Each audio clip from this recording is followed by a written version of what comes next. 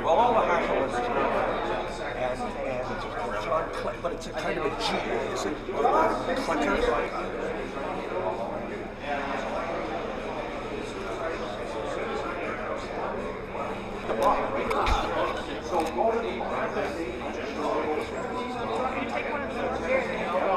Can you put those behind your back?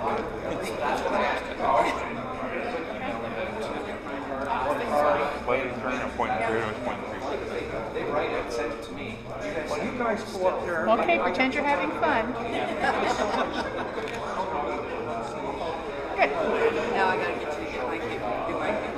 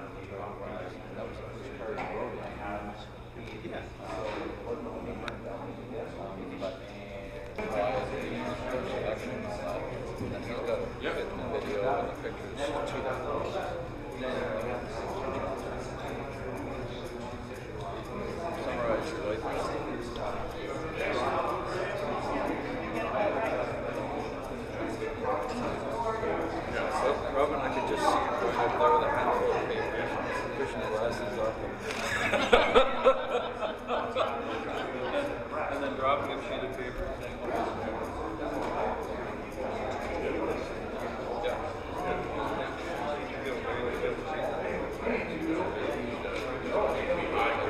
all the characters.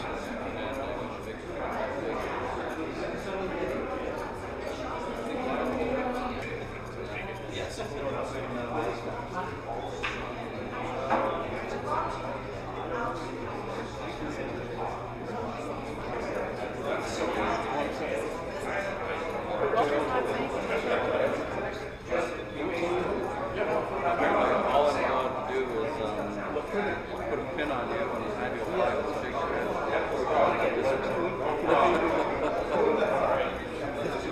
This is the 3-minute speech.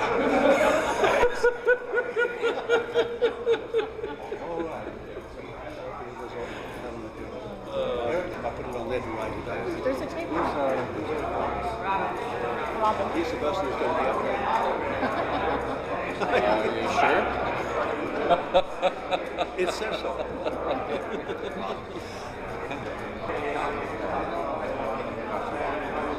Yeah, that guy doesn't have fun. I'm going to do it over the phone with that guy and Paul Frank. I don't give a damn. You know he's going to make money.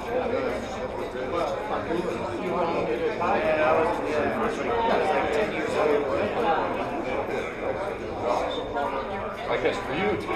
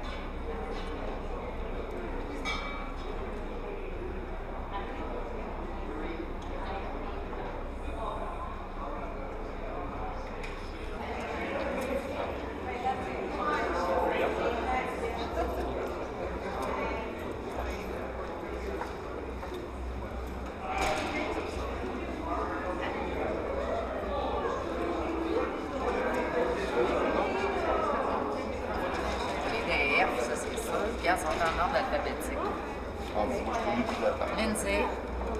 Lindsay, Joanne, Sylvia. Non, ils doivent t'avoir mis les fois-ci. Non, c'est un bon. Joanne? Oh, je pensais que c'était Joanne qui était à côté de moi. Ah oui, moi je suis là. Attends, Sylvia. Lindsay. Veux-tu que j'apporte ça?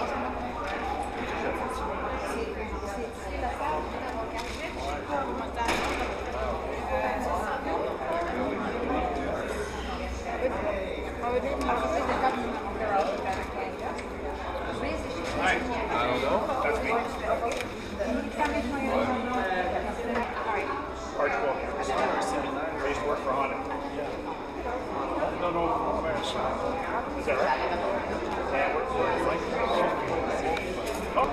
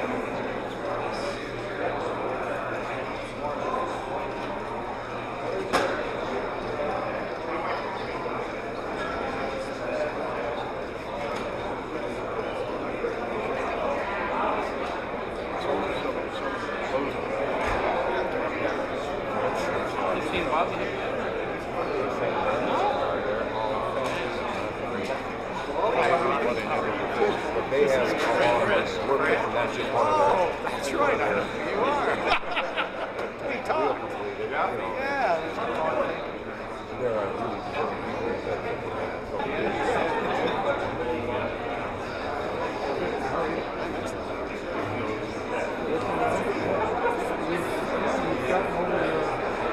Challenges. Call them challenges. Not survivors. Look like the winners.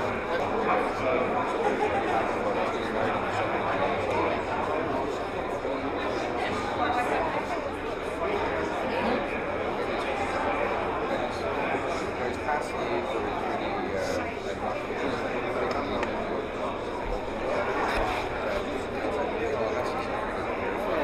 It's like Jay's years.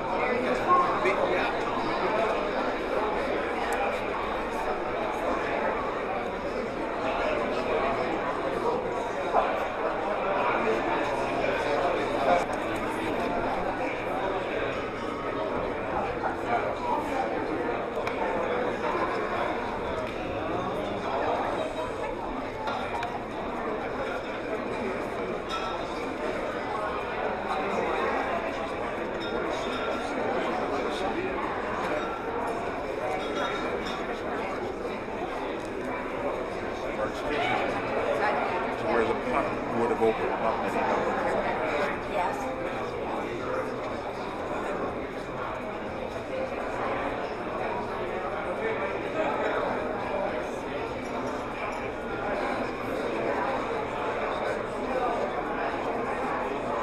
Yeah, we got another year. I'm still working on this too. We gotta do some waiting until after the practice. At least the corners up. Get up the Okay, bud. Yeah. Trust me, we have money. They're coming back strong.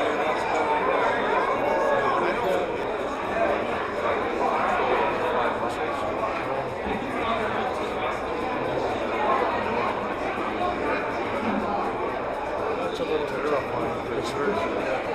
Well, we're not sure.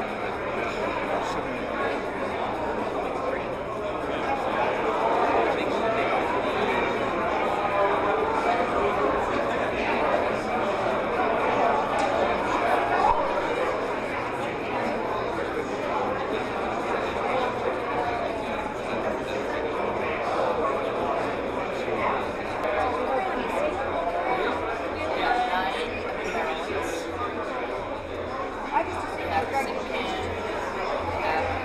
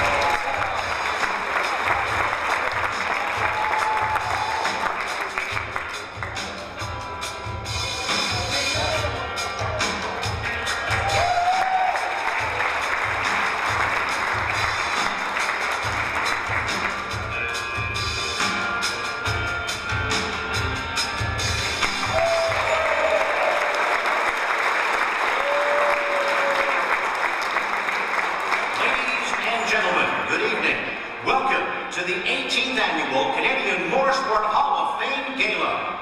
Please welcome to the stage your Master of Ceremonies, Mr. Norris McDonald.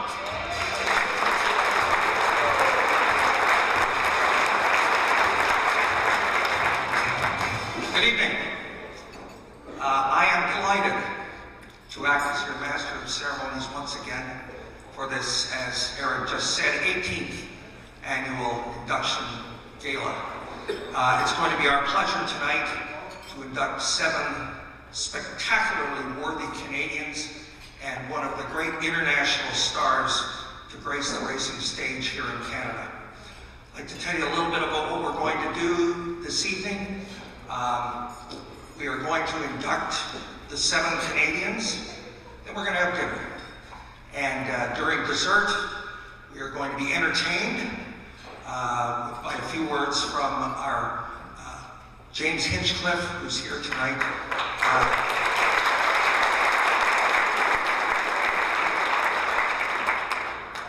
After which, following dinner, we will induct Michael Andretti into the international category.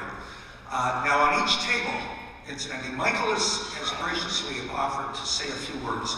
On your table is a slip that you can fill out if you have a question for Michael. And I will pass on the questions to him and he'll answer a few. Now, if we can, we will have our parade of inductees.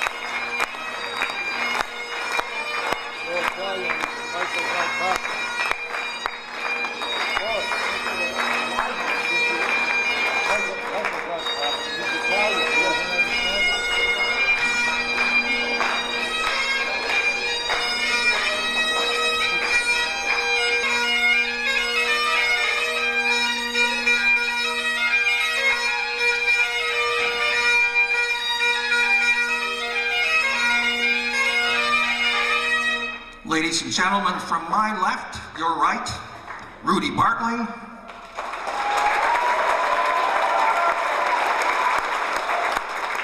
Ben Doctor.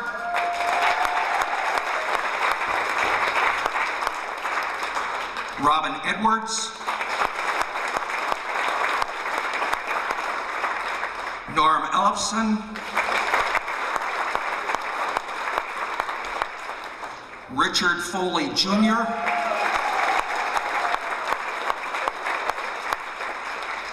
Paul S. Manson.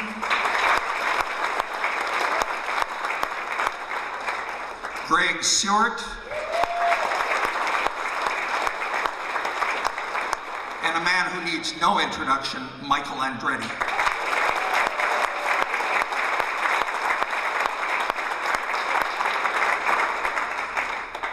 Gentlemen, if you could go to your tables, we will commence with the ceremony.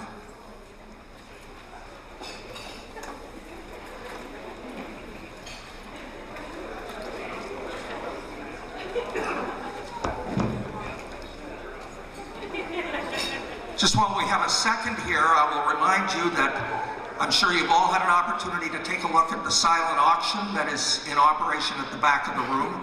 I'll be reminding you about the auction throughout the evening. There's some absolutely spectacular items up for sale, so I urge you all to bid high and bid often. I would like at this time to introduce you to the chairman of the Board of Directors of the Canadian Motorsport Hall of Fame, Dr. Hugh Scully.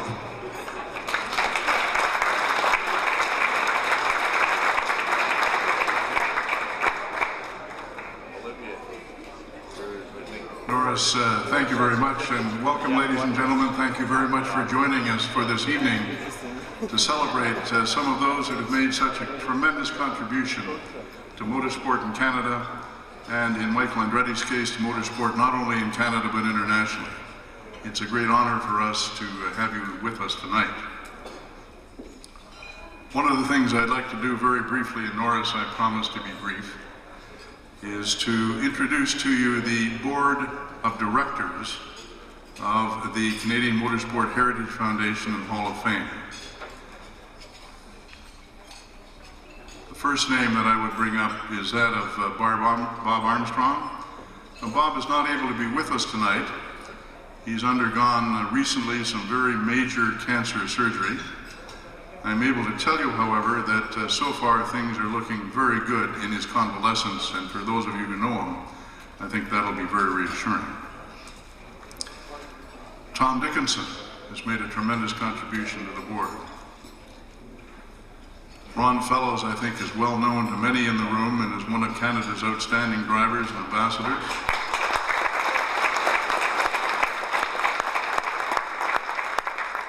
Morris McCaig from Calgary has made a tremendous contribution also. Duncan McEachern tries to keep us honest financially, and that is a challenge with this organization.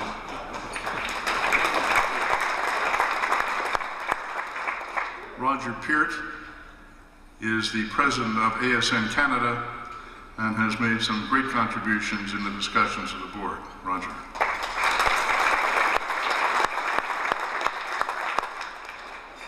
Tom Riley also preceded me as the chairman, has been with the board for some time and made a great contribution. New to the board, and somebody for whom we don't have a picture, is Daniel Thompson from Montreal.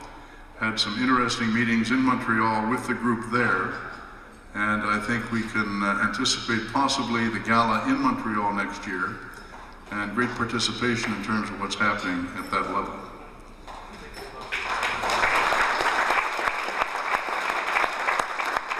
I'd like to mention a few people who have made a tremendous contribution over time. Many of you in the room know Rod Campbell, who's been involved in racing in many aspects over the years. Not able to be here from California because of some health concerns that he has, but sends his best wishes. Jim O'Donnell has been a giant in contribution to motorsport in Canada as well, and Jim has stepped off the board, again for some personal and health reasons, but continues to be a resource that's available to us. And Ali Jalali was on the board, made some contributions, hasn't been able to be very much with us in the last few years. And just in closing, Norris, quite apart from your own remarkable contribution to this evening, and certainly very much appreciated, I'd like to mention some very special people. And typically what they've done is plate themselves, in some cases, at the back of the room. Ralph Lucio and Fran Matsumoto, his partner.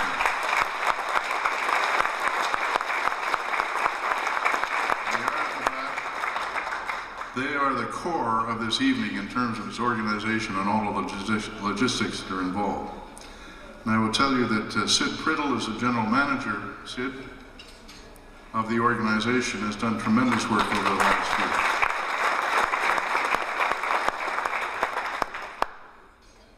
More will be said about Michael. Delighted, Michael, that you're with us tonight. Thank you very much for being here. You have a great following in Canada. And of course, Canadians are very excited about James Hinchcliffe and what he's done with the Andretti team. And James, we have great expectations for you when you come to Toronto.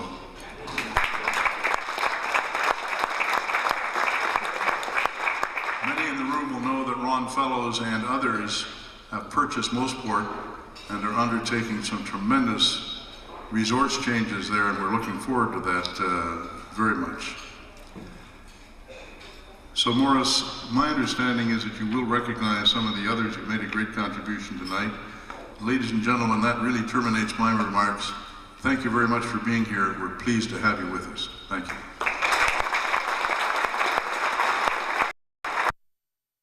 To rise and be recognized. We have the first rallyist to be inducted into the hall a number of years ago. He's here tonight, Walter Boyce.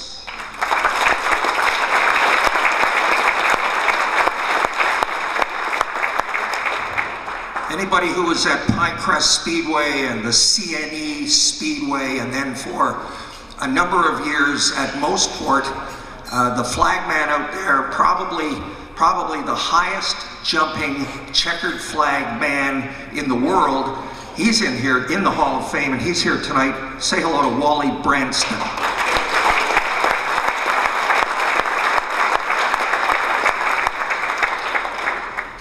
We're fortunate tonight to have two members of the Hall of Fame who run, for all intents and purposes, national and international racing here in Canada. From ASN FIA Canada, please say hello to Paul Cook and Roger Parrott.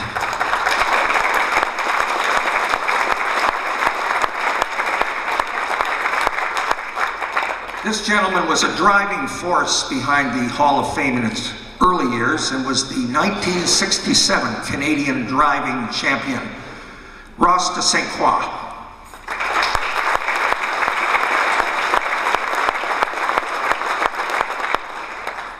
A great champion of the old Can-Am series. All of us have wonderful memories of that wonderful series. He's here tonight, Horst Kroll.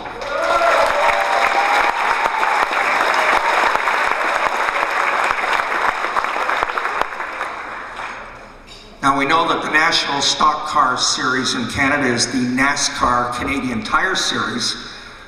The man who unified stock car racing in Canada and ran it for many years as CASCAR before passing off to NASCAR is here with us, Tony Novotny.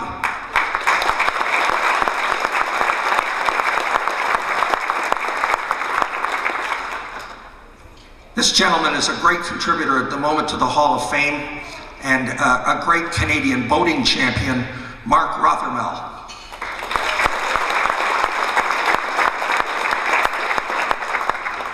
I'm going to introduce him again because his name is on my list. A great contributor to Canadian motorsport, the man who started the Race Physicians Association in Canada, Dr. Hugh Scully.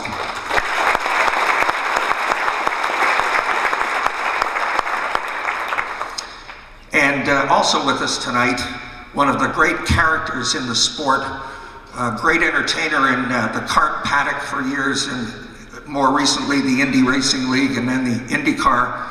In fact, he was the king of the owners of Indy Lights for years, Brian Stewart.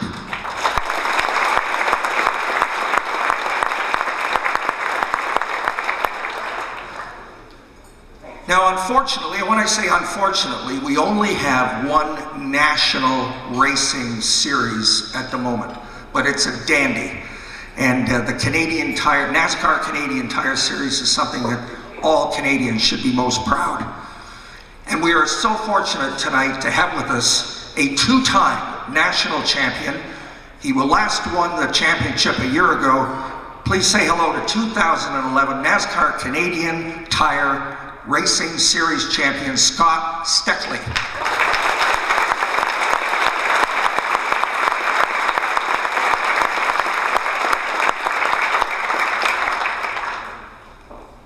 Scott also happens to be sponsored by Canadian Tire, and as we all know, Canadian Tire is partnering with Ron Fellows and his partners in the recreation of Motorsport, and it's now, of course, known as the Canadian Tire Motorsport Park. But Canadian Tire's involvement in Canadian racing goes back years and years, and we're so very grateful for their contributions and for their presence here tonight.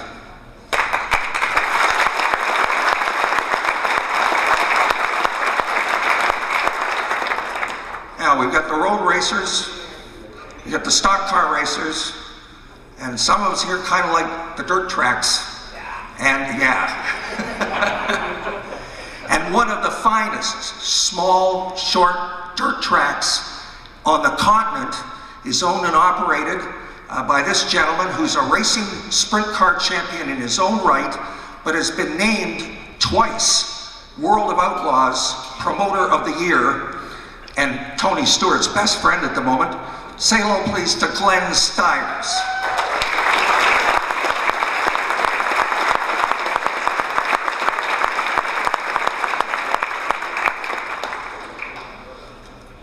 We will now begin the induction ceremony. I would like the presenters to come to the podium. Cam Newlands, John Waldy, Walter Boyce, and Tim Miller.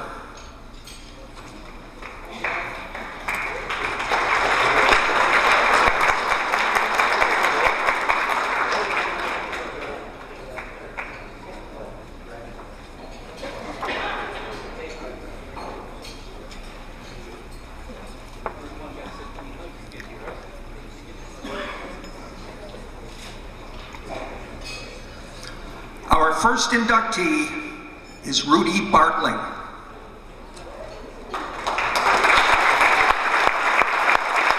Years of racing behind him in 1981, but he had another 20 to go. He has been described as Canada's most experienced endurance racer, and Sebring was his second home. He started that Florida Endurance Classic 17 times between 1972 and 1996, the most of any Canadian driver and fifth all time. This new inductee hired himself out for various racing teams throughout his career, driving a series of Porsches not only at Sebring, but other major events, like the IMSA Camo GT Series, the BF Goodrich Sundown Grand Prix, and the Molly Slip Endurance Series. He began racing in the early 60s and was the 1962 under 2-liter Canadian champion in his Porsche Carrera. After numerous victories, including the Oak Cup at Motorsport, he placed fourth in the 1968 Road America race with co-driver Ludwig Heimrath in a McLaren Elva. In his first appearance at Sebring, he placed 7th overall and took 4 top 10 finishes, his best a 6th overall in 1977. During his career, this inductee proved he could work on cars almost as well as he could race them. He turned the wrenches for noted California Porsche racer Vasek Pollock, first in 1965 and again in 73 with a Porsche 917 Turbo driven by Formula One ace Jody Scheckter. He continued to race at endurance contests through the 80s and into the 90s, driving with Klaus Beitzek. The team won 4 of 5 Molly Slip races in 1997 to win the championship. The same year, he was campaigning a Porsche 911 of his own, placing 3rd in the Canada GT Challenge Cup. His success as a racer is only part of his career. Along with his mechanical skills, respect from his fellow racers and teams mark his outstanding achievements in Canadian motorsport. Please welcome to the Canadian Motorsport Hall of Fame, Rudy Bartling.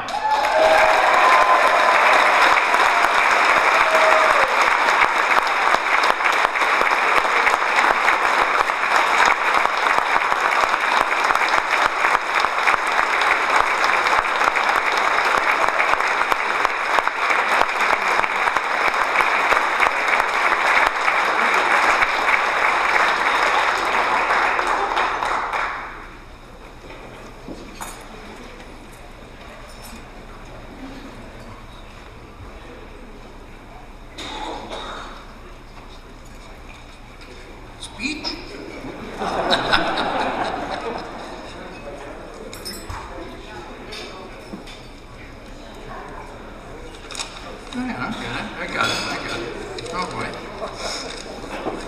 Hello? Good evening, everybody. I would like to thank the Canadian Motorsport Hall of Fame for this wonderful honor given to me. It has been my pleasure being involved in motorsports for over 50 years.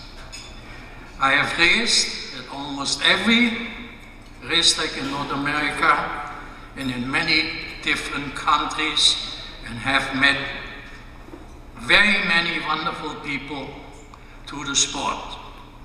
And I loved every minute of it.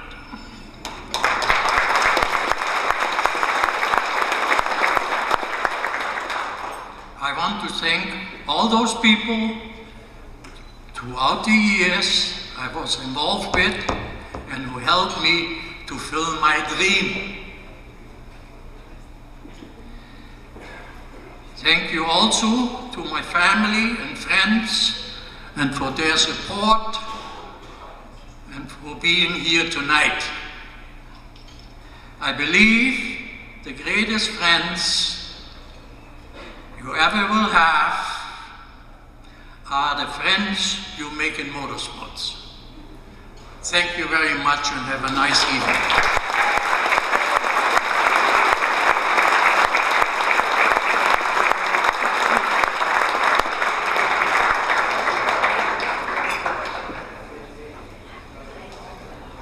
Our next inductee is G. Ben Doctor.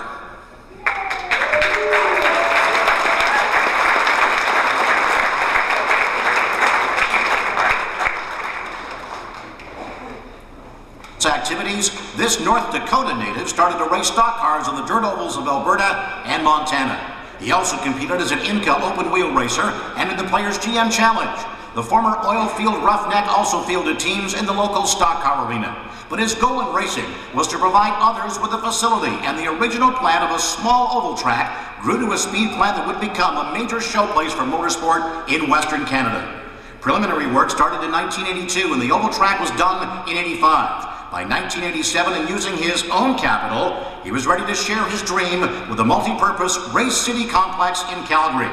Along with the half-mile oval, Race City boasted a 2.1-mile road course and a quarter-mile drag strip. For the next 20 years, fans were able to watch their racing heroes in various sanctions, including NASCAR, the NHRA, the IRL, and CASCAR. Fans were able to watch such notable drivers as Bobby Unser, Michael Waltrip, Mark Martin, Shirley Muldowney, and Don the Snake Prudhomme. Along with the sports cars, dragsters, and stock cars, motorcycle racing was also a huge attraction at Race City.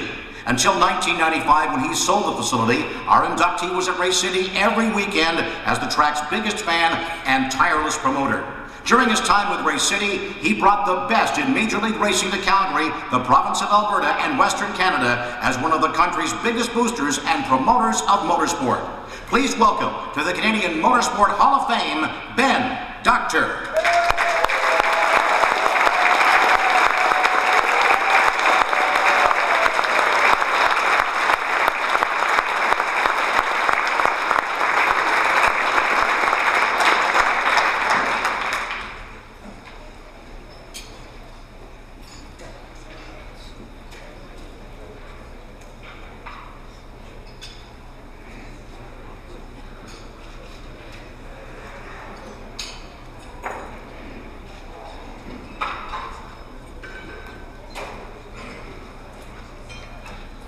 Good evening, ladies and gentlemen. Thank you for giving me this time. Rudy just stole my punchline, though. That's great, though. That's great. I'm going to just take a quick look at my notes here, and I'll forget half of what I got to say anyhow, and then we'll get on with things. But this is I'm truly honored and humbled by this recognition. Motorsports has been in my blood ever since I was a very young man. And one thing led to another. As just a novice racer, I decided that going out of town every weekend to race was probably too expensive, so we'd build a small oval. Well, one thing led to another, and you saw what it turned out to be. So it's hard to hold down. Anyway, I'd like to thank the present board and the past boards and the chairmen for launching the great effort of holding together and putting some structure into the heritage and the rich tradition of motorsports that somehow seems to get lost as the wind blows, things change. And I met some, when we were out in the foyer out there and I was talking to the other honorees, there's a lot of history with each one of them gentlemen. Me, I started a little later in racing. I'm just a novice racer. But I always prided myself in promotion. And so the racetrack idea kind of fit in. We'll talk about that in just a little bit. Anyway, I want to finish thanking the people for all their hard work in preserving motorsports in Canada and in North America for that matter. I know it's probably seems like there's no end to the requirements for capital. There's no end for qualified people to help you with different tasks. And after they're over, everyone goes home and we have to thank the people, the very people that put this event on, that do the very tasks that we take for granted. So thank you. In further thanks, I'd like to thank the effort that was put forth and put my name forth, that is, from the group of racers from Western Canada, led by Norbert Glimpel, and thank you, Norbert. And anyway, as you can see, I'm going to keep my day job, public speaking, probably is my profession. Anyway, I'd like to also offer my congratulations to my fellow inductees and thank them for all they've done for motorsports over the years. Thank you, gentlemen. And then I want to move on to, let's see what we got here. This isn't going to be real long. All right.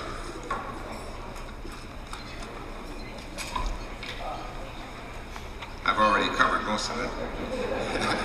Anyway, it's been quite a journey. It's been quite a journey when I look at it. From my normal activities in business and everything, this was really a wonderful relaxation and distraction. On the other hand, you know, a promoter, he's there early in the morning, he's there late at night. He spends $50,000 on a weekend, and Saturday morning it decides to rain, and Sunday it rains, and nobody races. So there's a lot that can be said for racetrack promoters. Ron's going to find out in his new endeavor. Good luck, and I know Ron personally. He was my instructor. To become a sports car racer, I had to take a class through Ron, and I did, and I was very struck by Ron. Ron is a man very diligent, very driven to do a good job in what he does. He worked us hard, and when we got all done after a long day, he made us walk the track. I thought to myself, does this guy get paid extra for this? You know, but you could see in Ron, he loved what he did, and it was important to him to give you all the knowledge he has, and believe me, this man has a lot. So thanks, Ron, and good luck. To conclude, before I go into that part, I want to say one thing. If I can get you folks tonight, you guys, to help me, I don't have a glass, but I think we should make a toast to the lovely ladies in this room who a lot of times stay home when we go racing, give us extra effort to help us support our sport. So could we toast the ladies, please? And to the...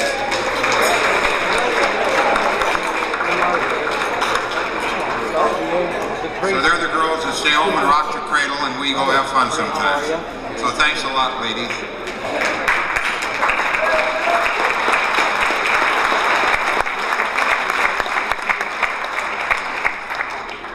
Anyway, I'd like to thank the total racing community, all racers of all kinds. We had drag racers, sports car racers, motorcycle racers, stock car racers, new ones, old ones, well seasoned and so forth. But I'd like to thank all my sponsors over the years. I made some wonderful affiliations with sponsors, racers in general. A lot of the volunteers became very good friends. Racing cannot survive without a good support from volunteers. This is so important. I'd like to thank all the sanctioning bodies, people like Paul Cook and all the people that make the whole ball turn. I'd like to thank the safety people, which is so important in motorsport. But most of all, I'd like to take this moment now to thank the racing community in general for helping me live my dream. That's a little hard to say. I had a lot of fun. It was a beautiful ride. And then I'd like to thank my lovely wife and my family for helping me as well. God bless you.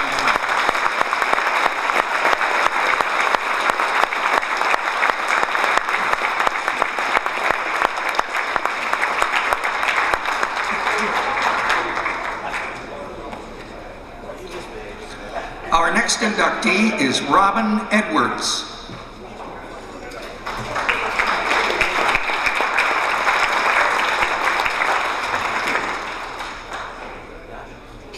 The sport of road rallying would not be where it is today without the involvement of our next inductee.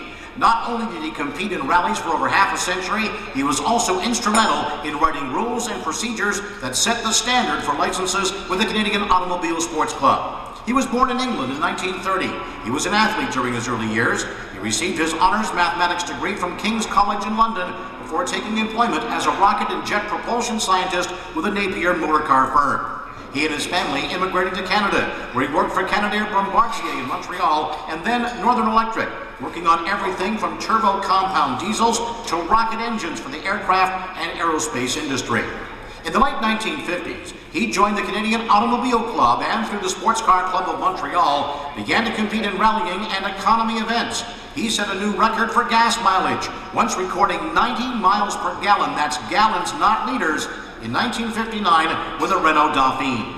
Over the next several decades, he navigated or co-drove for over 100 drivers, including Henry Taylor, Roger Clark, John Buffum, and Eric Jones of the U.S., and prominent Canadian drivers like Walter Boyce, Jean-Paul Perouse, and Randy Black.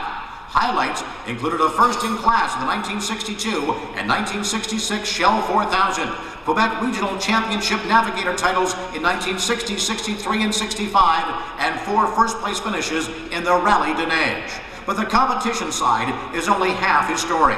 He was vice president of the CASC from 1975 to 1977 and brought forth many changes to the sport of rallying, including recovery points, timing methods, and scoring procedures. He was also the national scorer and issued the CASC rally press releases. Although he retired from his day job in 1998, this inductee continues to work within the Canadian rally community in organization, administration, and getting into that co-driver seat in competition.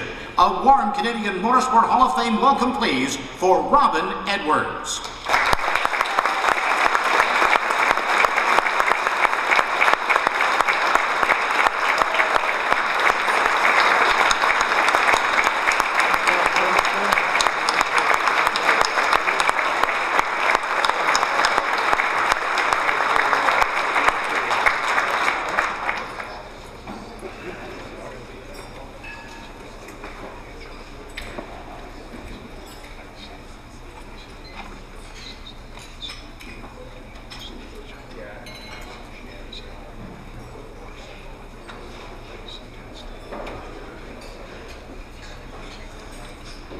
Good evening, ladies and gentlemen.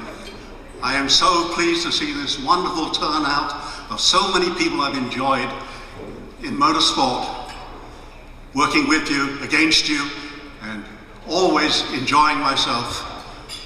It has been a wonderful thing, and I would like to thank Walter here for supplying some of that wonderful, exciting information about rallying that you just saw. I think that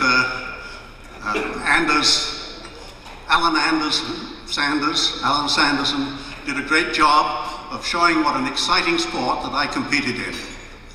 And when I started rallying in Canada in '59, it was I soon settled in the right-hand seat, the navigator's seat.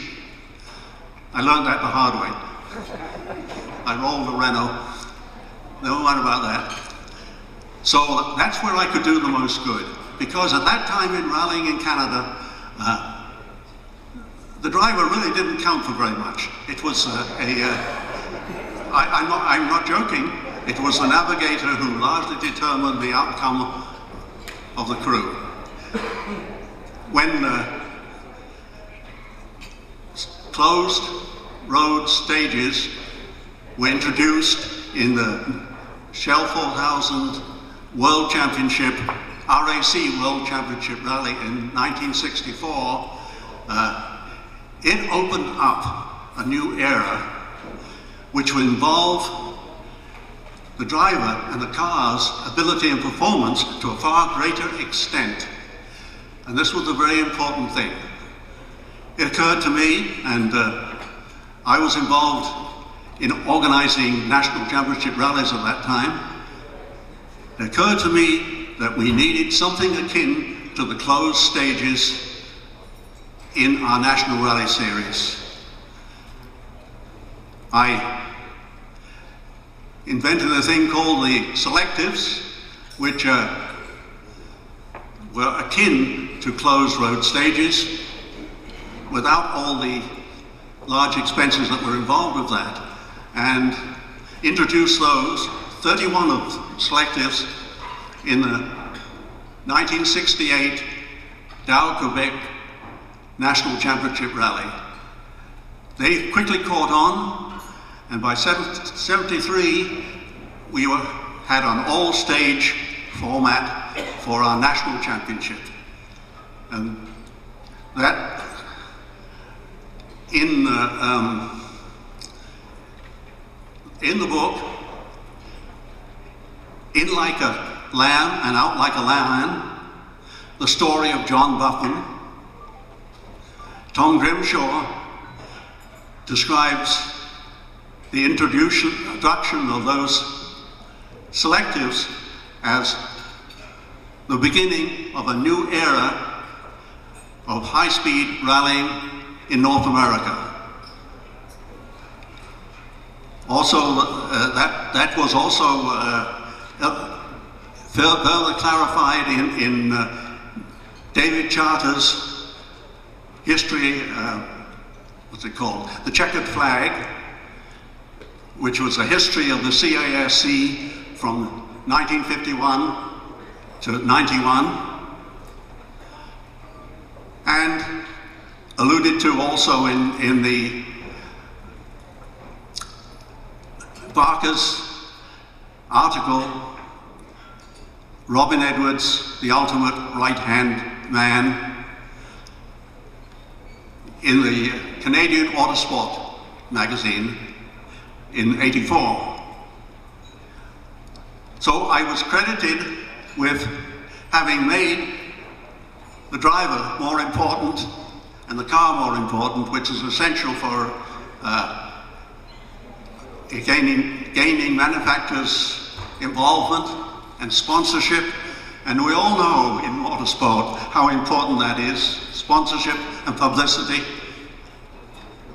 And this thing we're doing tonight, I hope, is contributing greatly to that, and that we will get some good media coverage from this as much as we can, because we always need to encourage the manufacturers and the sponsors. So I reduced the role of the navigator to a co-driver. You might say, what does a co-driver do? Well, I had a long spiel about what the co-driver does, but and you'll be surprised at things he has to do at times. You all know from watching TV that he reads pace notes. Well, pace notes are relatively new in Canada, except for when we had FIA championship rallies here. And there has to be a lot of thought to reading pace notes, by the way. It's not as simple as it looks when you watch TV. You've got to be in the right place in your notes. You've got to get the rhythm of the road and also the reaction of your driver. And the reaction of each driver is different. So you must adapt if you're going to have if you're going to co-drive for a lot of different drivers as I have done. This whole, sorry, do you have a question? So that is the role of the co-driver. Could also run to other things like in the 62 Shell 4000, I held a gas tank with a direct feed to the carburetor for a large part of until the end of one of the legs of the rally. At the top of a mountain with water boys, I won't say what car, I had to crimp the brake line to the rear brakes so that we could have some brakes in the front wheels driving down the mountain. And then on the stage down the mountain, I'm yelling at Walter to go faster all the way, knowing the brakes are going. And hey, all told, we just had so much fun. And now I get this wonderful privilege, after all this wonderful time of doing what I love doing, and with such great people, of being honored in this manner, for which I thank you all very much. I also want to thank all my drivers. I can't mention over 100, but I particularly want to mention Walter Boyce, for whom I co-drove for about 11 years in the National Championship and in a couple of FIA World Championship events. We had a ball.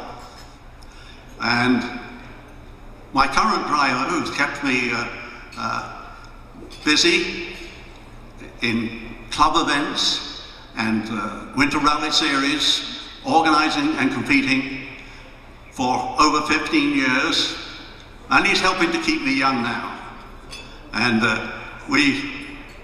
when we can get together next, we'll be out there rallying still and enjoying it.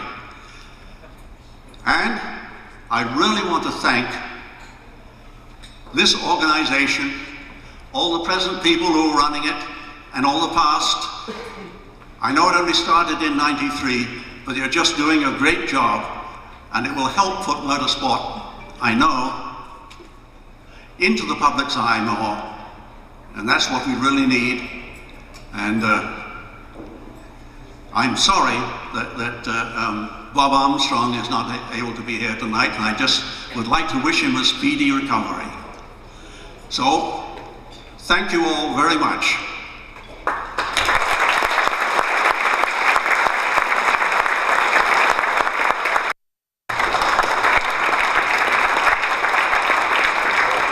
An outstanding short track open wheel racer, this Edmonton-based driver rose to prominence in 1952 at Calgary's Springbank Speedway when he was 20. His career continued almost until the turn of the new century.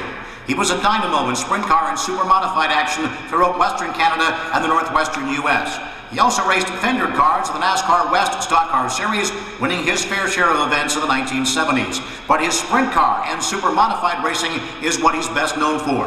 He won the Canadian American Modified Racing Championship 3 times in 1966, 67, and 69. He captured some of the biggest events in super modified racing, including the Copper Cup in Salt Lake City, the Billy Foster Memorial in Victoria, and the Gold Cup in Edmonton. But he also excelled in sprint cars. The Minnesota State Fair was holding an event in 1969, which was huge. 143 sprinters trying to make a field of 44. The event was staged in 4 races, a trio of 50 lappers, then the big 200-lap A main. Well, our inductee won the first and second 50, placed 4th in the third, and won the 200-lap A main as well. This was accomplished with a traditional roadster, but in '71 he showed up at the fairgrounds with an unconventional rear-engine car. Well, the car was very quick and handled very well. There was no clutch or starter. He had to wait for a push truck when he spun on some oil on the track. The car did become successful with impressive outings and victories. Along with his super modified racing, he also raced in USAC events in the Northwestern U.S. with the likes of Tom Sneva, Gordon Johncock, and Mario Andretti. This inductee has received numerous accolades for his success, including induction into the Inland Empire Motorsport Hall of Fame. His involvement with the Edmonton Kinsman Sports Celebrity Dinner and his guest speaking appearances at racing and auto-related functions are renowned. And we are proud to welcome to the Canadian Motorsport Hall of Fame, Norm Ellefson.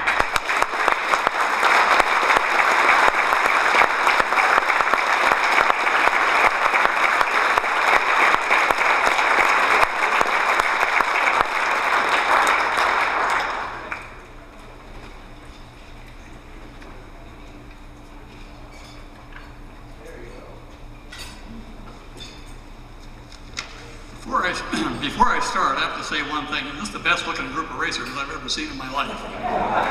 Give yourself a hand.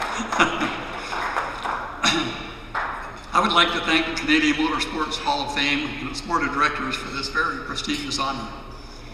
I can't tell you how much this award means to me. It's a culmination of 30 years of just keep racing and you'll get to the top. Well, this is surely the top for me. Thank you. I would also like to thank Gail Rhodes of Spokane, Washington, who did due diligence by digging out 2 pages of results out of some musty old scrapbooks that got me here. And Gene McKay of Spokane for his help on this project. It started with a man by the name of George LeMay, who is deceased now, but was a recipient of this award. He picked me out of a crowd of jalopy drivers in Calgary in 1952.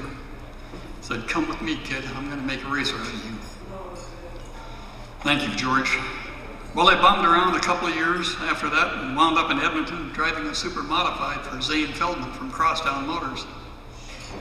Some of you may remember Zane. He was one of the group that put together the Edmonton Oilers hockey team and hired a guy named Wayne Gretzky, yeah, that was the guy. I told Zane there was an organization starting called CAMRA, the Canadian American Modified Racing Association, and they were going to create a traveling circus racing in Edmonton, Salt Lake City, Boise, Seattle, Victoria, and so on. And what would he think if I took the car and tried a couple of those on the weekends? For a minute, he looked across his desk at me and he said, "You know, Norm, I don't sell a hell of a lot of cars in Boise, Idaho." Anyway, we worked out a deal. I could run the car out of town on weekends, but I had to be home for Wednesday night in Edmonton. So it was race Wednesday night, load up, drive 1,000 miles down the road to Boise or Portland or wherever, race 2 days, and then drive 1,000 miles home, be back in Edmonton for Wednesday night. Who wouldn't want to do that instead of settle down, get a job, and have a life, you know? After a couple of seasons of that, I got noticed by Bob Morgan from Seattle. And Bob put me in a car that was capable of running up front, and we won some races. And in 1966, I won the Canadian American Modified Racing Association Championship for the first time. A couple of more guys I'd like to thank are Chuck and Jim Warren of Spokane, Jim Tipke and his crew from Spokane, Don Wilbur and his team from Spokane, and Dick Flynn for his engine magic over the years. And you can throw in a couple of ex-wives who couldn't stand the ego any longer, or the telling of that favorite race story for the 135th time. One thing about barnstorming the West is the miles on the road. We started the last weekend of March every year, finished the last week of September, racing on the average of 65 to 70 times. That was in Alberta, British Columbia, Washington, Oregon, Idaho, Utah, Nevada, California, Arizona, and Minnesota. And all those roads led me here. I can't tell you how much I appreciate this honor. Excuse me. Again, I'd like to thank the Canadian Motorsports Board of Directors, my patron, Nate Salter, and I hope he's feeling better.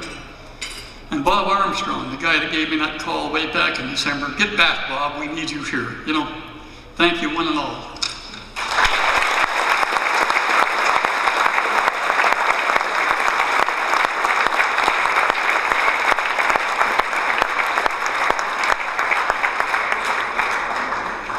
Thank you, Norm.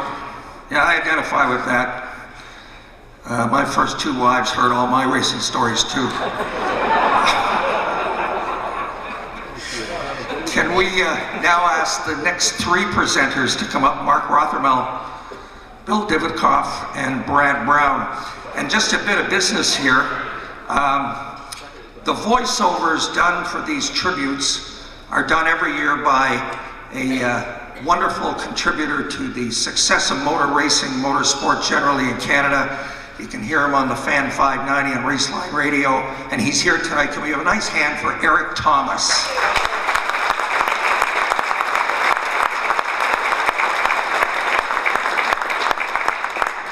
And of course, somebody has to write the words that Eric records, and they're done every year by motorsport reporter for the Hamilton Spectator, Tim Miller. Tim, if you could just take a bow.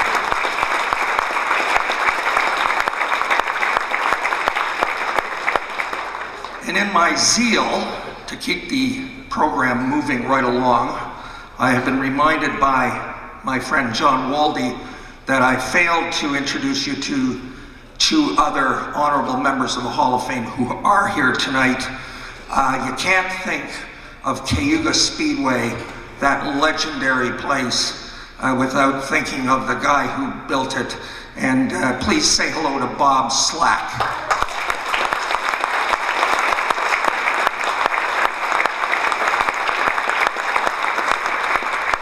And also from a famous drag racing family. They're all legendary. And in fact, this gentleman is still knee-deep in the sport, running the Pro Modified Drag Racing Association. An honorable member of the Hall of Fame, Bruce Mellenbacher. Bruce.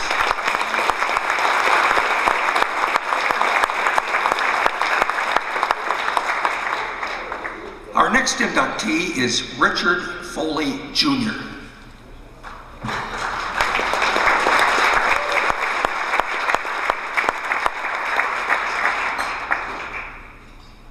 He's been a racer, a promoter, and a car owner from Montreal, but he is best known as the first Canadian to compete in the biggest stock car race of them all, the great North American race, the Daytona 500. Born in Halifax in 1932, our inductee raced in the late 40s on tracks around his Montreal home, at the speedways of Bouvray and Drummondville and Rawdon. He was also a stunt driver of note during the 1950s.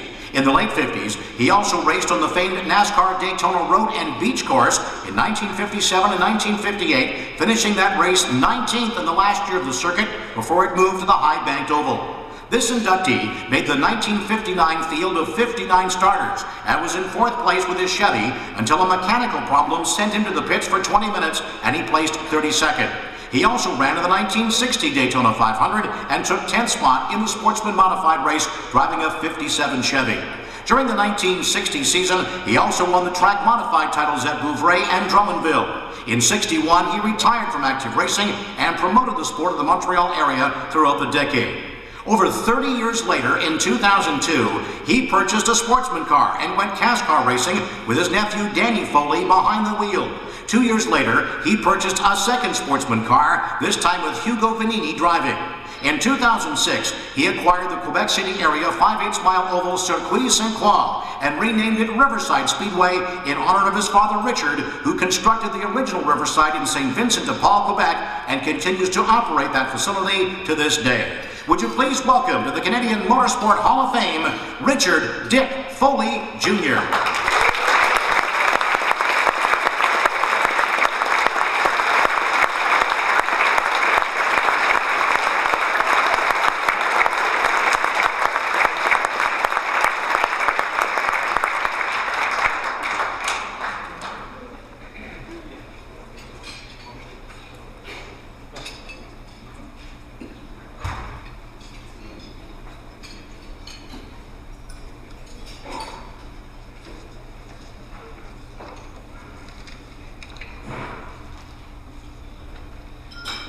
Well, I gotta say it's a great pleasure and an honor for me to stand before you and to be inducted into the Canadian Motorsport Hall of Fame. I would like to take this opportunity to thank my wife, family, and friends for having dedicated their time and effort to research, collect, organize, and present information that was gathered to the members of the Hall of Fame. I would also like to thank the Nomination, Selection, and Gala Committee for welcoming me into the Foundation. During my years of being a driver, car owner, promoter, organizer, and track owner, I made no effort to record any of my endeavors. This made it more difficult for them to research, verify, and gather whatever information they could from the past. Rest assured that when my brother and I shaped an oval track in a field for us and some of our friends to race on, next to the home we lived in on the family farm situated in St. Vincent de Paul, which is a community just north of Montreal, we had no idea as to what extent we would be involved in what was known as stock car racing. This was in the late 40s and early 50s, when we were in our late teens and early 20s. This led us to get involved in a more organized form of racing on mostly half-mile dirt tracks, some of it which were converted training or racetracks that was used by horses. My father was an enthusiastic race fan, and when he had the opportunity and time, he would attend the races that we would participate in. This eventually led him to build a 1/3 mile paved track on the family farm. The track was completed in 1959, and the races were sanctioned by NASCAR. The track was known as Riverside Speedway. In closing, I humbly accept this honor and will willingly share it with my family and friends, both living and deceased, who are and were very important to me, and due to their support and enthusiasm, very instrumental to my being here this evening. Thank you very much. Merci.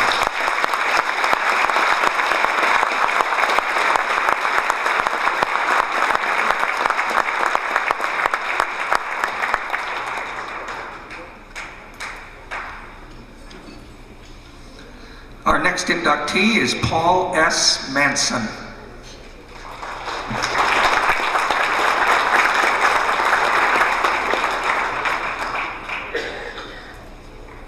When this inductee rolled his VW in only his second rally in 1960, the Toronto resident decided he would make a better navigator co-driver, and thus began one of the most illustrious careers in Canadian rally history. This winner of many national, regional, and club rallies during the 1960s, 70s, and 80s competed in 80-plus events in 1964, 65, and 67. His resume includes winning the Fiddler Trophy, the Canadian National Rally Championship in 1967, the Wilson Trophy in 64, 65, and 67, and 4 top 10 finishes in the prestigious Shell 4000 in the 1960s.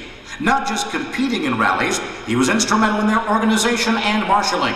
He was the national and regional rally steward with the CASC in the 60s and 70s, and contributed to print and broadcast media on the Canadian rally scene. His passion took him outside of Canada, helping to score rallies in the US in the 1990s. He also competed in the Total Rally in South Africa in 1974. An accountant by trade, he believes his background was of benefit when working with Hoyer watches, Curta calculators, the Tripmaster, and a large collection of topographic maps. And as demonstrated by his winning record, his numbers added up every time. And we are pleased to add to the Canadian Motorsport Hall of Fame, Paul S. Manson.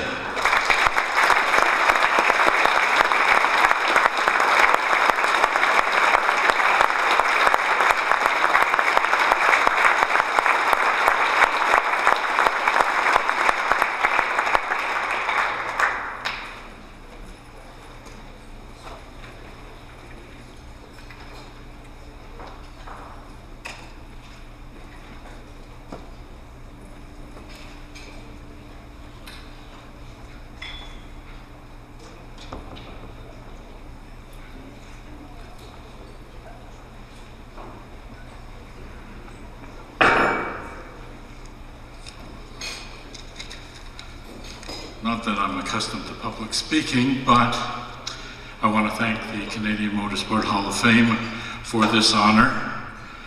I won't say I humbly accept it. I'm proud to accept it, and I relish in accepting it.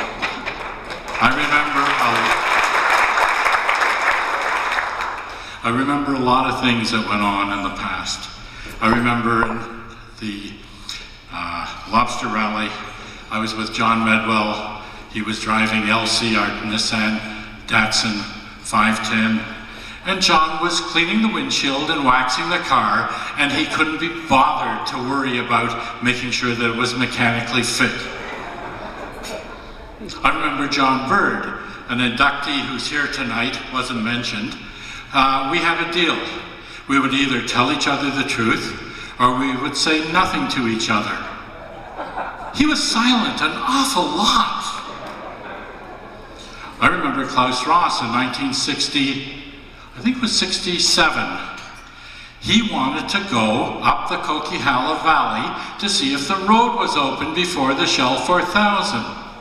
And we're flying up there in a one-engine plane, and the pilot says, hey, there's a weather front behind us, and I don't know if we have enough gas to go around the top. I remember Eddie Cole and Helmut Teubler. You saw a picture. They won hundreds of trophies. They took care of our Datsun 411 in 1967. John rallied with them, I rallied with them. We won a lot of rallies that year. I remember Carl Schultz, we were on the Shell 4000. He reached in the back to get his sunglasses and then rolled the car over just before Kingston. We broke the seal on the alternator. And when we got to Montreal, I forget who it was, Jim Gunn's assistant said, okay, I see it was frayed, but it wasn't cut. And we were second. Until we got to the finish, we were third. Jim Gunn overruled his scrutineers. We should have been second, we were second, but I know that, no one else does. I remember Fritz Hockroyd, he passed away last year. We went in the winter rally in his VW. That was the year of the thaw. We went through so many water holes. I thought there was so much ice under the car. I thought the ice weighed more than the car weighed. I don't know how the hell we got to the finish, but we did. We finished the rally.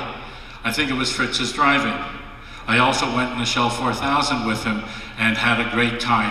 He was a good competitor. I remember Walter Boyce. We went to South Africa together, and we drove through the woods and up this big mountain range. And Walter, when we got to the top, he looked out and he said, Paul, what's on your side? I said, nothing, it's straight down. He said, it's the same on my side. We were driving on the top of the mountain, down both sides, thousands of feet, until we got to the tree line on the other side. I wanted Ian Tugwell to be here tonight. He and I rallied through the 70s and won the regional championship a few times. So unfortunately, he had a heart problem a couple of weeks ago, and the doctor wouldn't let him come up to Toronto. Thank you, Canadian Motorsport Hall of Fame.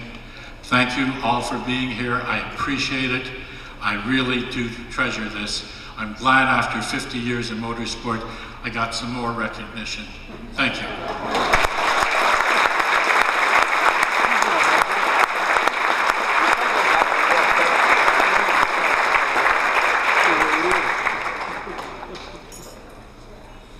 And our next inductee is Greg Seward.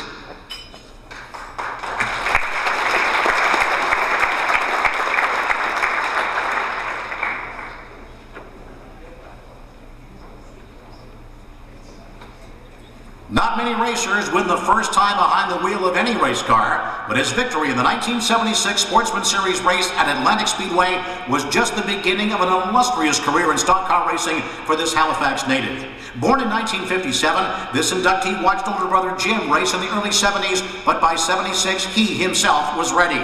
He was a natural on the paved ovals, winning his first title in 76 with a Sportsman Championship. The team decided to step up to the modified ranks in Eastern Canada and the Northeastern U.S., along with some trips to Southern Ontario, where they found they could compete with some of the best in short track racing. When NASCAR was established in 1983, the family team with Greg driving and Jim crew chiefing purchased a new Blair Cook's car, and the stage was set. He won 2 International 200 events at River Glade in 1983 and 84 against the likes of current Hall of Famers Junior Hanley, Don Biederman, and Rollie McDonald. He dominated the series for the next several years, winning the NASCAR Points Championship in 1983, 87, 92, 93, and 1995. But the team set its sights outside of local racing during this period, and he took second in the prestigious Oxford 250 in Maine in 1994. He also won the Riverside 250 twice in 86 and 93, and to show he could turn right as well as left in a race car, won the Halifax Street Course Moosehead Grand Prix in 91, 92, and 1994. With over 100 features to his credit, he was one of the best drivers ever to come out of the Maritimes. After a race at Scotia Speed World in Halifax 2002, he decided to end his career and hang up his helmet. In 2010, he was inducted into the Maritime Motorsports Hall of Fame, and we are pleased to honor him here tonight. Please welcome to the Canadian Motorsport Hall of Fame, Greg Seward.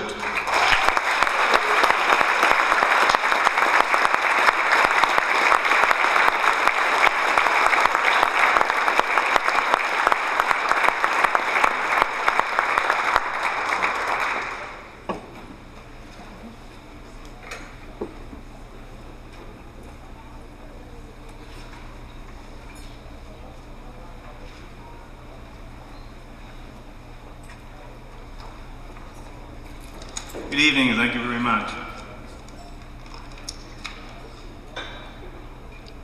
First, I would like to thank Dr. Hugh Scully and the Canadian Motorsports Hall of Fame and board members for the continued support and recognition of Canadian motorsports achievements in both local and national levels.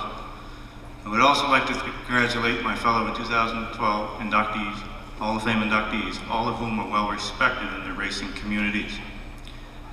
I'm overwhelmed by receiving this award, giving the list of past recipients. To be recognized and acknowledged by the racing community is my greatest achievement. It's hard to believe my 26 years in racing has come full circle. I vividly remember in '76, my first year in racing. The year stands out for me for one particular reason. My dad, who was the biggest supporter, passed away in the grandstands with a heart attack that night during my feature race. This tragedy affected me deeply and set the tone for the level of commitment and dedication required to support the vision I had for my career.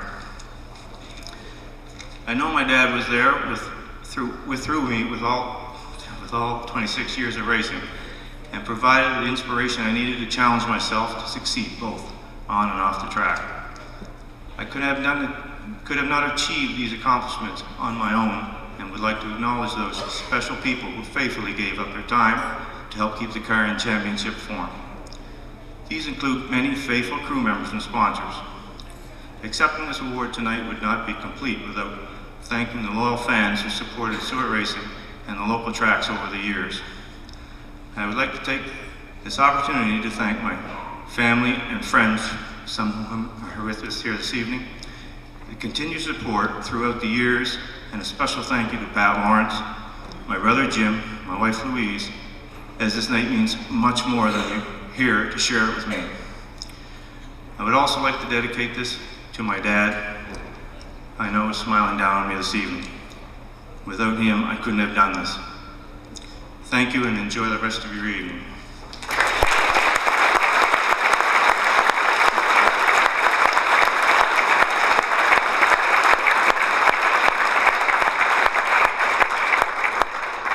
On behalf of the Board of Directors, I wish to congratulate and welcome the newest group of honorable members to the Canadian Motorsport Hall of Fame.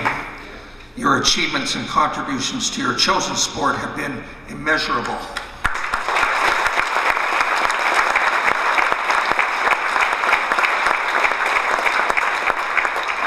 I have to go off script here for just a moment. I nominated Dick Foley for the first time about 5 years ago maybe. And I'm so pleased to see him here tonight.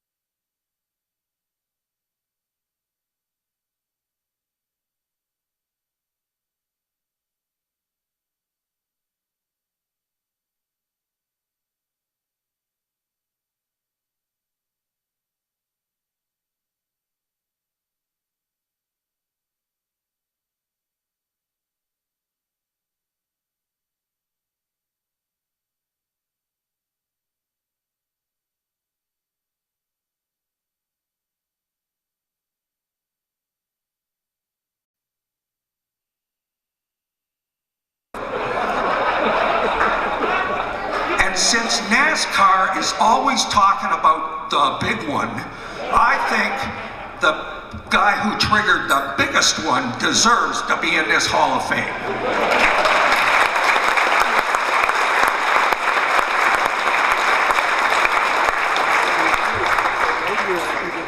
I'm also having a bad night in another area. I'm the wise guy who says, I'm going to recognize all the members of the Hall of Fame who were inducted previously, who are here tonight. Of course, I slipped up with Bruce Mellenbacher and Mr. Slack. It's now been brought to my attention, actually during an induction here a moment ago, that John Bird is here tonight, one of the great rally drivers in Canadian rally history. John, can you stand up, please?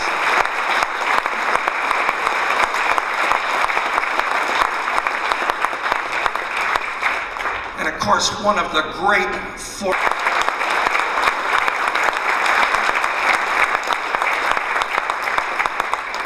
Now, did I miss anybody else? Let's just get it over with now. We're going to have our dinner here. We're going to induct Michael Andretti after dinner. There are slips of paper on the tables. If you have a question for Michael, he's agreed to answer some questions afterwards. Also, at the conclusion of the evening, and please don't bother him during dinner, Michael will go to a table at the back, talk to you personally, sign a few autographs. In the meantime, don't forget the silent auction, bid often, bid high, and enjoy your dinner. We'll see you in a while.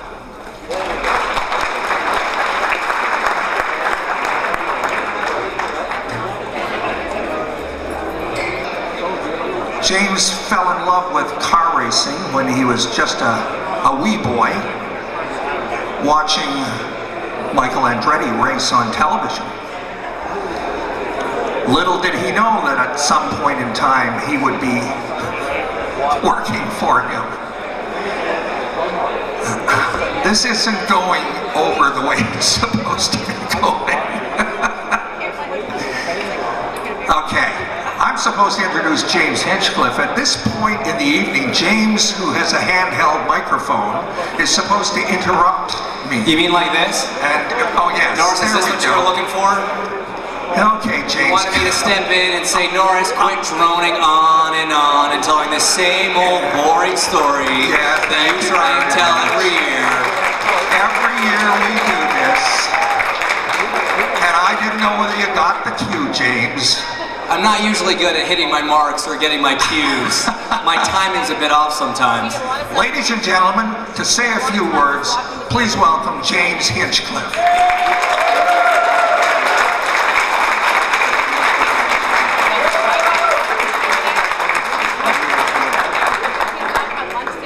I'm sure the last thing anybody wants to do after a nice dinner is listen to me talk. I'm sure you're all ready to sort of get on with things, but who is that atrocious looking being up there? That's Manica, by the way. That's my alter ego. It's funny, you know, they asked me to come up here and just sort of speak a couple words, and they said, you know, James, nothing big, like 2 or 3 minutes, maybe talk about what it's like to drive for Michael Andretti. And I'm like, I was given a time frame and a topic. I felt like I was back in grade 6 giving my first speech in English class. So I'm James Hinchcliffe, and this is what it's like to drive for Michael Andretti. But no, seriously, it's funny. I was reading this, and in here it says James Hinchcliffe 2012 career update. So I think my update is it looks like I might actually have a career in this business after all.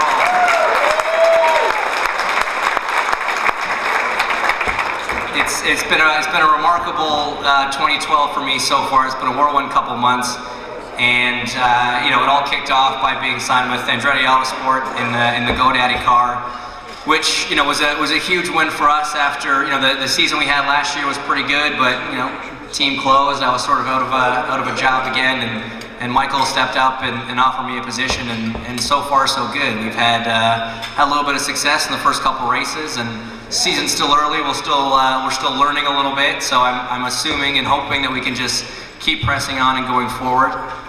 There's a lot of challenges this year with the new car, the new engine, for me, a new team. But it's a tremendous group of people, and you know, that's a big part of it. Not only at Andretti Autosport, but also with GoDaddy, who, you know, put up with me doing crap like that. And no, the wig will probably not be making any more appearances, for those of you that have been asking.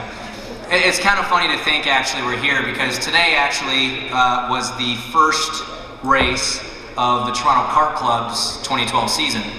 And it's funny to think that 16 years ago, around this time, I took part in my first race. And it's weird to think a decade and a half later, driving an IndyCar, coolest series in the world, one of the best teams, you know, a legend for a boss.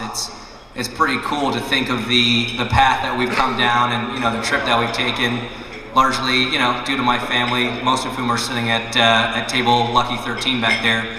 It's actually funny, I've got my first team owner and my current team owner in the same room.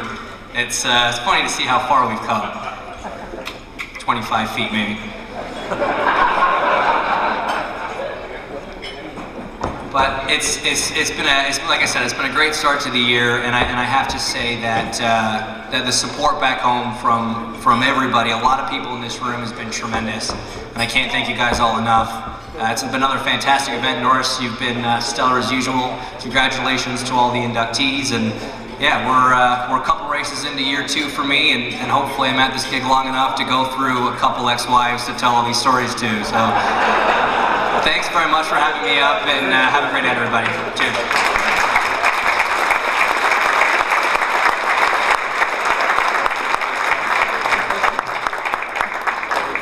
How wonderful. Well, now that we have everybody's attention, we will continue with the program, even though dessert is still being served. I would like to ask the chairman of the board of the Canadian Motorsport Hall of Fame, Dr. Hugh Scully, to come to the platform for the Michael Andretti induction ceremony. Dr. Scully.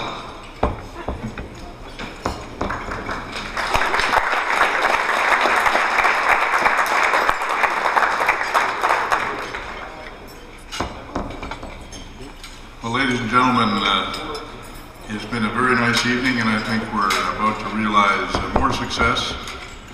Michael Andretti has had a remarkable career, and it's a great, as you know, racing family with Mario, with all that he's done.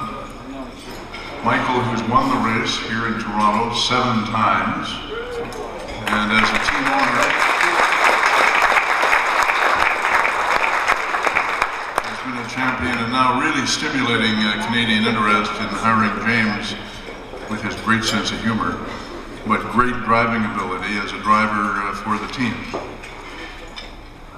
The international inductee category rests with the chairman and with the board, and there was just no discussion really, Michael, about the choice for this year. With all of the things that you've done both as a racer in Canada and as a team, and the resurrection of the IndyCar racing here in Toronto, because we lost it, as you know, several years ago, and you were very instrumental in resurrecting that whole issue. And so it was with unanimous support that your nomination was brought forward and accepted for the induction this year as the international inductee to the Canadian Motorsport Hall of Fame.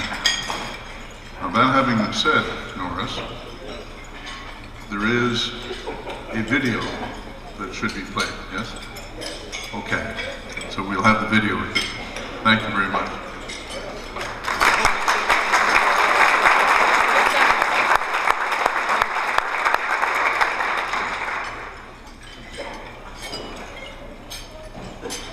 He was born into one of the most prominent racing families, and he continued with his family's tradition of success both on and off the racetrack. A native of Nazareth, Pennsylvania, Andretti never lived in the shadow of his iconic racing father Mario, proving he could drive and win with his own style as a dominant competitor in the kart PPG IndyCar era. He started in Formula V's and the Atlantic Series, and Michael also raced at Le Mans before joining up with Maury Cranes and Craco Racing in 1983, launching an all-star career in IndyCars, a majority of his success coming with Carl Haas and acting legend Paul Newman at Newman Haas Racing. He won a record-setting 42 races, including a record 7 at the former Molson Indy Toronto between 1989 and 2001, going back-to-back with wins 3 times. That record still stands, and having competed on the Toronto Lakeshore since that first Indy in '86, Michael has enjoyed a very special relationship with Canadian race fans that would resurface later on the business side. In 1991, after winning the Kart Series Championship, he did a stint in Formula One with McLaren, teamed with another racing legend, Ayrton Senna. After retiring temporarily from driving in 2003, Andretti became partners in Team Green. As a team owner with drivers Dario Franchitti, Tony Kanaan, and Danica Patrick, he won the IRL Championship back-to-back in 2004 and again in 2005. That year included the elusive Indianapolis 500. But not content to stay behind the wall to coach his race team, Andretti donned the racing gloves and helmet once again and drove in 2006 and 2007 with a 3rd at Indianapolis before retiring once again to run the team. He also guided the budding career of his son Marco, who debuted in 2006, becoming an IndyCar star in his own right for the past several years under the tutelage of his father and grandfather. On the business side of the company, Michael purchased the assets of the Toronto Indy, resurrecting this important race, keeping it alive on the IndyCar schedule, once again illustrating his fondness for the country. Michael said recently, "I'm extremely honored to be inducted into the Canadian Motorsport Hall of Fame. Throughout my career, I've always considered Canada to be my second home. The Canadian race fans have been some of the most supportive I've ever seen, and I'm thrilled that almost a quarter of my career wins came on Canadian soil and in front of such enthusiastic fans." And further to that, Andretti assigned one of the series' rising stars, 2011 IndyCar Rookie of the Year James Hinchcliffe of Oakville, to drive one of the team's Dallara Chevys in the IZOD IndyCar Series this season. And after the first 2 races of the brand new campaign, Hinchcliffe ranked a very solid 4th in the point standings. Ladies and gentlemen, as one of the most successful and prominent drivers ever to race in this country, the Canadian Motorsport Hall of Fame is delighted and proud to induct in the 2012 International category, carrying on his family's legendary status in auto racing, Michael Mario Andretti.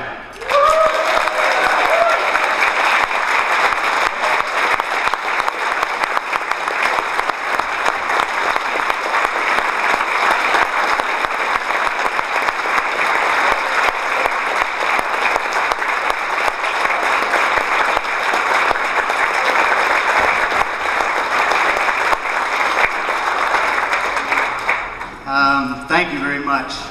They said everything that I was going to say.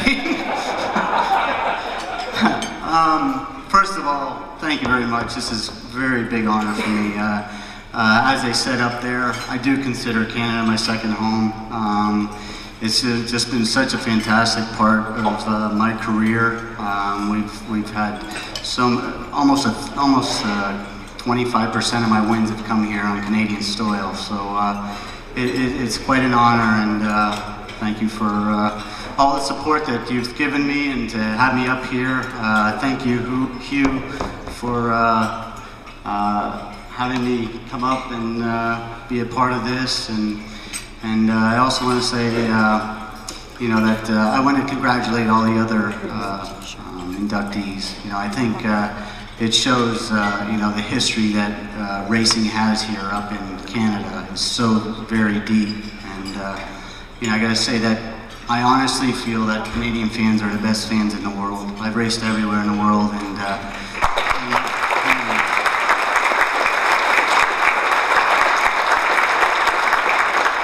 from the very first time I raced here, I always felt welcome here, and was always impressed by the knowledge of the fans, and they really seem to appreciate what we're doing out there, and that makes you drive even harder when you are out there, when you feel that support. So I don't think it's by accident that I've had such great success here, especially here in Toronto, and it just was always a good feeling driving here. Also, I want to say I love Canada so much that we had to finally hire a Canadian driver. So.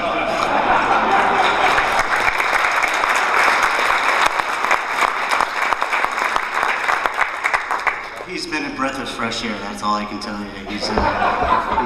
He's just been great to have on the team.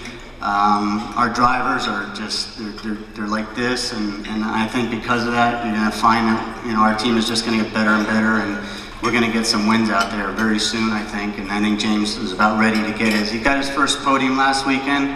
I smell a win coming real soon.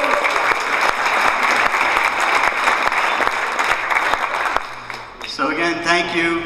This means an awful lot to me. I really appreciate it. I love coming to Canada, and again, you know, it wasn't by mistake that I really wanted to get Toronto back on the schedule, because I really believed in it, and I really believe in Canada and the fans, and they deserve having that race back on the schedule, and that's why I did it. So, so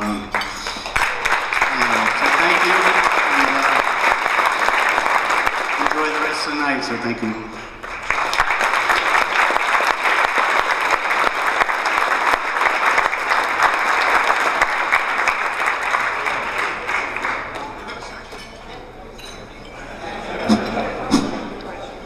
Michael, we were told before you came that you were a man of few words. And so that's why we had all these questions that you were supposed to answer, and then you went and talked for 15 minutes. So if you wouldn't mind bearing with us for just a couple of minutes, we do have some here. I'm afraid to see them. Well, the first question comes from James Hinchcliffe, who says, so boss, what's the toughest part of having me drive for you? I don't think that James actually filled this out. Somebody else did. I did.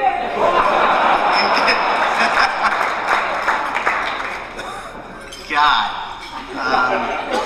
Having to listen to all your jokes, I guess. I guess that would be it.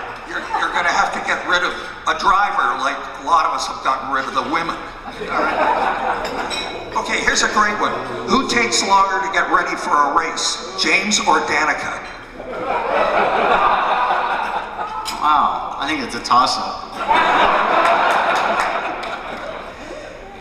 Here's one. What part of motorsport do you like best? Driving, owning, or promoting? That's a good question. That's a very good question. I gotta say I enjoyed every aspect of it, and I think I'm the luckiest guy in the world that I've been able to do all parts of it. And each one has its own challenge, and they're all very difficult in their own way. They all take a big effort, and what was my favorite? I don't know. I guess in the end, it's still the driving.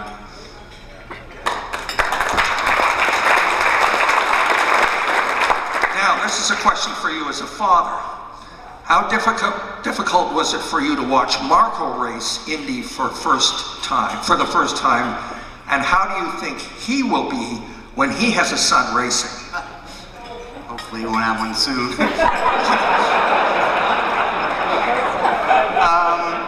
To answer that question, it's pretty easy. I made sure that when we ran his first Indy 500 that I was in the race, so I wouldn't have to watch him.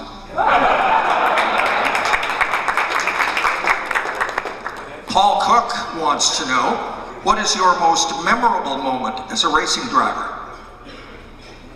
That's a tough one. I mean, I've been so blessed to have so many great memories. You know, I think the one that I guess sticks out in my head is the '91 Laguna Seca race, which was the last race of the year, where I was able to qualify pole, led every lap of the race, won the championship, and my dad was on the podium there to share it with me.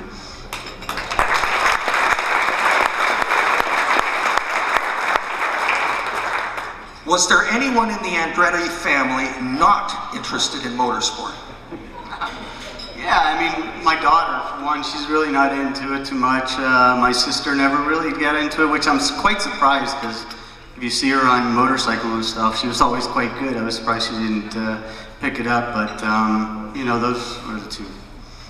Okay.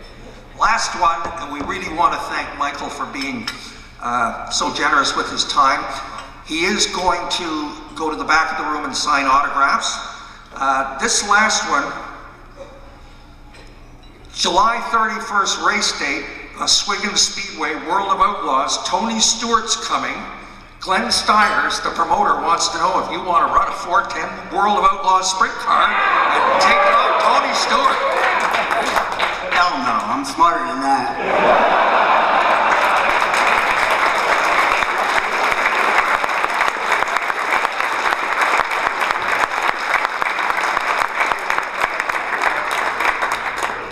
that almost wraps up our evening. I'm going to ask Dr. Scully to come up in a moment and officially declare the induction gala over. Just a couple of orders for business. We've got the silent auction open for about another 20 minutes. And so there's still a few moments to get back there and bid on some of that great stuff. We have centerpieces in the table, on the tables rather. The person whose birthday is closest to April 21st can take the centerpiece home with them. And thank you all so much for coming. It's been a pleasure doing this job again this year. And to officially declare the evening complete, Dr. Scully.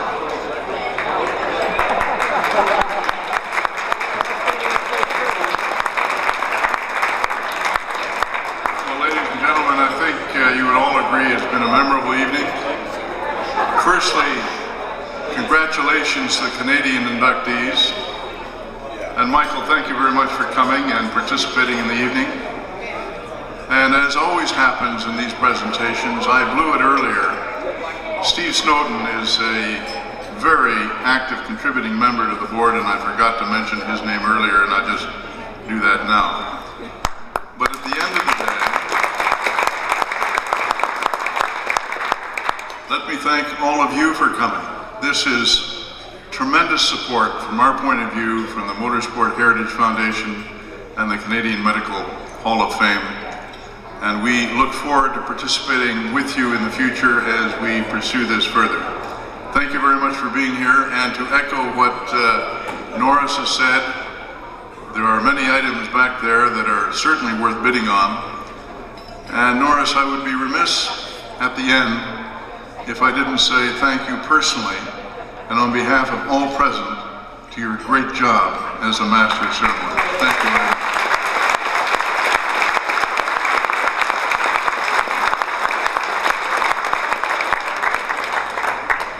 And one final word, with all the inductees, go to the back of the auditorium for a group picture.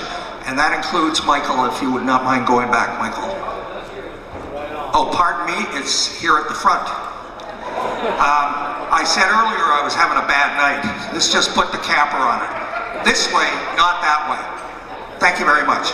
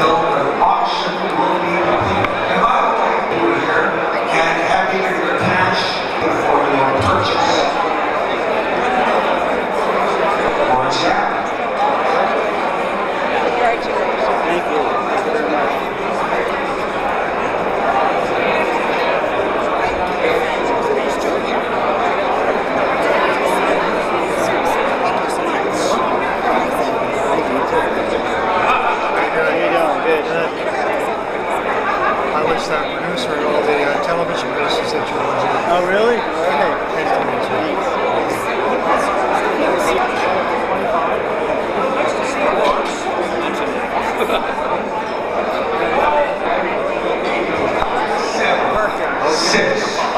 5, 4, 3, 2, 1. The silent auction is over. Congratulations to the winners.